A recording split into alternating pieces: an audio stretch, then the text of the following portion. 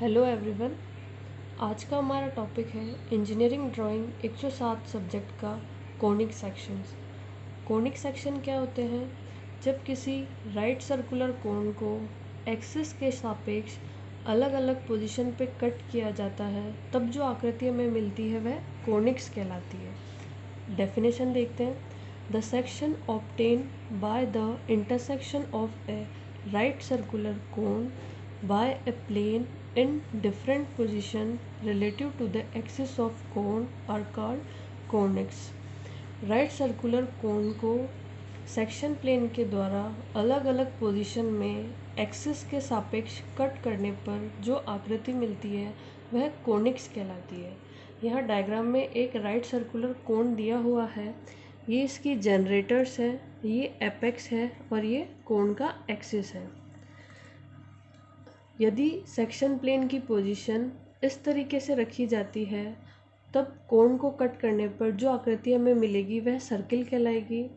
यदि section plane को inclined किया जाता है एक्सिस के सापेक्ष तब कट करने पर जो आकृति मिलेगी वह एलिप्स कहलाएगी। आज हम एलिप्स ड्रॉ करेंगे।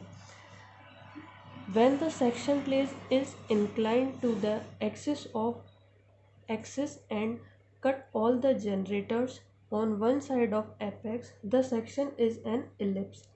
जब सेक्शन प्लेन एक्सिस के इंक्लाइंड हो तथा दोनों जनरेटर को कट करे तब जो आकृति हमें मिलेगी वह एलिप्स कहलाएगी।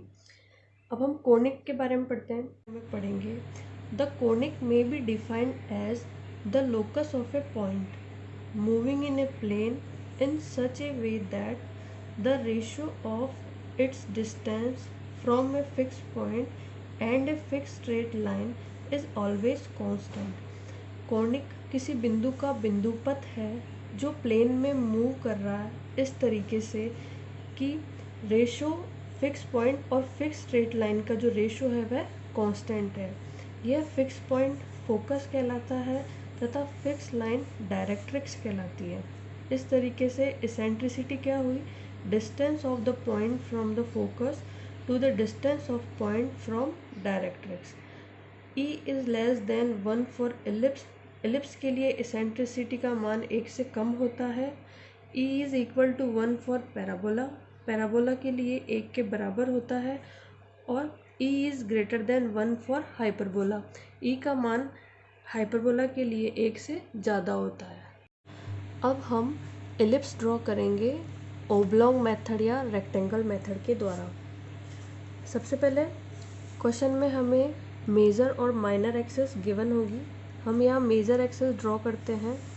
यहाँ ए बी एक मेजर एक्सिस है तथा सी डी माइनर एक्सिस है। ये हमने ड्रॉ कर ली, ये सी और ये डी। अब हमें एक ओब्लॉन्ग कंस्ट्रक्ट करना है या एक रेक्टेंगल कंस्ट्रक्ट करना है। यहाँ ए बी के पैरेलल हम यहाँ एक लाइन खींचते हैं, एक लाइन इस साइड में जो ए बी के पैरेलल है तथा यहाँ सी डी के पैरेलल एक लाइन ड्रॉ करते हैं।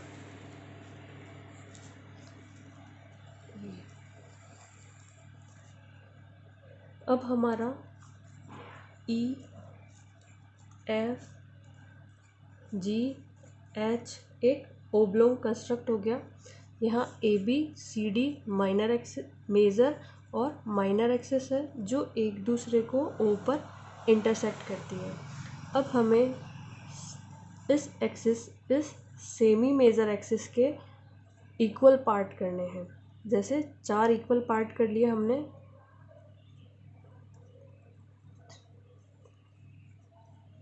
और जितने नंबर ऑफ पार्ट्स हमने यहाँ किए हैं उतने ही नंबर ऑफ पार्ट्स हमें यहाँ करने हैं।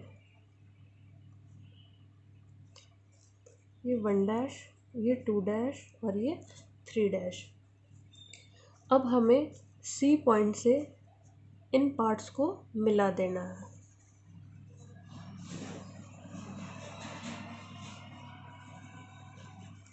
तथा डी पॉइंट से 1 डैश वाली लाइन को कट करना है और जो 1 से पास होते हुए जाए। ये हमने डी पॉइंट से इस लाइन को मिला दिया जो 1 से पास होती हुई 1 डैश पे कट कर रही है। सेम 2 डैश पे 2 से पास होती हुई डी पर, और इसी तरीके से 3 डैश की लाइन पे 3 से पास होती हुई डी को मिला दिया। अब जो पॉइंट्स हमें मिलेंगे वह P1, P2 और P3 होंगे। अब हम इन पॉइंट्स को मिला देंगे। ये हमारा 1/4 ऑफ एलिप्स हमें मिल गया। जैसा कि हम जानते हैं कि यह ओब्लॉन्ग मेथड या रेक्टेंगल मेथड के द्वारा दिया गया है, यह अपनी एक्सिस के अबाउट सिमेट्रिकल है। तो अब हम रिमेनिंग पॉइंट्स हॉरिजॉन्टल और वर्टिकल लाइंस ड्रॉ करके प्राप्त करेंगे। ये हमने हॉरिजॉन्टल लाइंस ड्रॉ कर दी है और यहाँ हमने वर्टिकल लाइंस ड्रॉ कर दी है।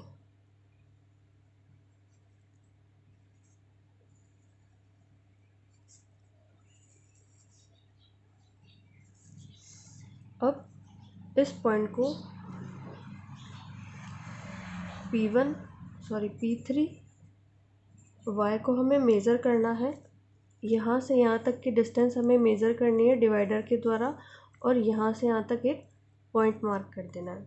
सेम P2 से यहाँ तक की डिस्टेंस मेज़र करनी है और यहाँ से इधर ये पॉइंट मार्क कर देना है। P1 से यहाँ तक की डिस्टेंस मेज़र करनी है और इधर यहाँ डिवाइडर रख के इधर पॉइंट मार्क कर देना है। तो ये पॉइंट्स हमें मिले हैं। अब यहाँ हम P4, P5 और P6 मार्क कर देंगे। P4, P5 and P6। इसी तरीके से जब हम वर्टिकल लाइंस ड्रॉ करेंगे तो हमने यहाँ ये मेज़र किया, P1 से X मेज़र किया और डिवाइडर से, और इसे यहाँ पॉइंट मार्क कर दिया। P2 से X2 तक मेज़र किया और यहाँ मार्क कर दिया, एंड P3 से यहाँ तक मेज़र किया और यहाँ मार्क कर दिया। इसी तरीके से इस एक्सिस पे आएगा। अब जो हमें पॉइंट्स मिलेंगे उन्हें हम मिला देते हैं।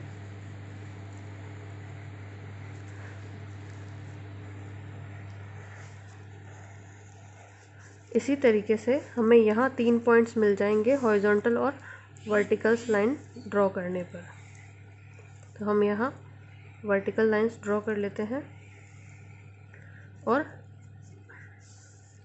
यहाँ से यहाँ मेज़र करने पर ये पॉइंट मिलेगा। यहाँ से यहाँ मेज़र करेंगे, यहाँ पॉइंट मिलेगा, और यहाँ से यहाँ मेज़र करेंगे, इसे यहाँ कट करेंगे, ये पॉइंट मिलेगा।